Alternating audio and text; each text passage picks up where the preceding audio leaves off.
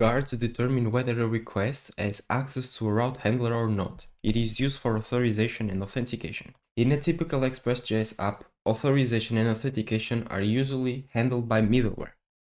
An auth middleware. This middleware checks for certain conditions, and based on the results, it either prevents access or it allows it by calling the next function.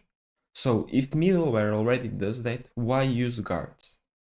Middleware is blind. It simply passes the request along, but it doesn't know to where. It doesn't know if the next thing is another middleware, a pipe, or a specific route handler. But guards are not blind. They are context aware. And that is one of the main reasons to use guards. Enough talking, let's build our first guard. Let's create a guards folder and inside it an auth guard. A guard is a class which we can export, and I'm going to name it auth guard. And this class needs to implement the can activate interface and import it.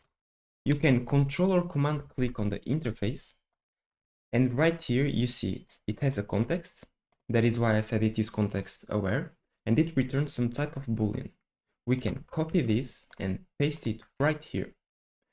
Don't forget to import, and the observable comes from rx.js. And just to prove you that guards aren't blind, unlike middlewares, don't copy this. I'm just going to show you. I'm going to console log the context, and let's console log the handler, for example, its name, and return true. And now, how do we use a guard? We first need to use the injectable decorator, and then go to the controller right here, for example, and use the use guard decorator. And I'm going to pass the guard we have just created. Now to test it, I can go right here and let's do this get. As you can see right here, we got it, of course, but in the log, which is what we care right now, we have the find all. And if I do another one, we have the find one. What is this? It's right here. It's the name of the route handlers, the find all and the find one. So I just proved you this is context aware. I'm going to revert the changes. And now for a simple example, we will check for the authorization headers. And if the word admin is written, then we will give access to the route handler, okay? But if it isn't, we will deny access. For that, the first thing we need to get is the context, which we can get from the context dot. And then here you have HTTP, RPC, WebSockets. We are using HTTP. Then we need to get the request. The request comes from that same context, but now here, get request. And there is one thing, you can see it's of type any if you over any, and we are using Express, so we can import request from Express. And now we typed it. And the last thing we need to do is to get the auth headers, which will be just the auth header. It's actually just one. And then let's request dot headers, and the name is authorization. And let's do some logic. If the auth header is not the word admin, let's return false. Right here we return false because it's right here saying a boolean, else we will return true. Now, how do we use this? It's the same thing. We take the auth guard, but now instead of the entire controller, let's use it only on the delete. So for example, everything is a public route except deleting a dog. That is only for admins. So use guards, and I can come here and import the auth guard. And let's test it once again. If I come here and do a get all dogs, it works. But if I do a delete, it does not work. It is forbidden. I need to pass in the authorization, and I can't pass anything because it still doesn't work.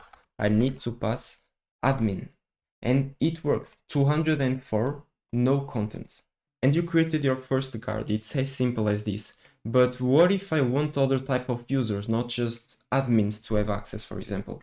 For that, we can go here to the auth guard, and in the constructor, let's create a private read-only allowed roles, okay?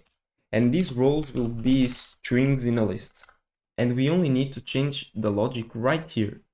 We can check if allowed roles includes the auth header. But since it returns false, we need to invert this. And let's now try. I'm going to restart. An auth guard now takes allowed roles, so I can pass in wherever I want, for example, admin. And we need to instantiate it with new now. And let's try. I reload it, and let's say I write user. I can't. But now let's say admins and users, and restart just in case. It worked. 204 no content. I'm going to restart it again. Let's try admin, and it also works. So now this is way better. Why? Because I can just come here and say, for example, but the patch is only admins, you know what I mean? And then if I have a route which is me, I can say it's only for user, and I can reuse these guards and pass in the roles. But we can still go further, and I actually recommend you to do this, even though it's not strictly necessary and it's not even NestJs related. But let's create the constants folder, and inside it I'm going to create a user roles enum, and let's export an enum for the user role, which is admin, then a user, and then a paid user. In our application you choose the roles, but I just gave you 3 as an example. And now we only need to do one thing. Here in user role, we go to the guard, and instead of saying it's an array of strings, we can say it's an array of user role and import it. And then here, auth header, we need to say as user role, so it doesn't complain about any TypeScript errors. And now let's go to the docs, and instead of admin and user, you use the user role dot, and then you can use them. So admin, for example. And it's way cleaner, and it's all centralized in this enum. I just prefer it. I think it's way better, so I decided to show you. And there you go. In a real life app, the values will come from a token, not written directly in the authorization, of course. But you get the point, and this is guard for you.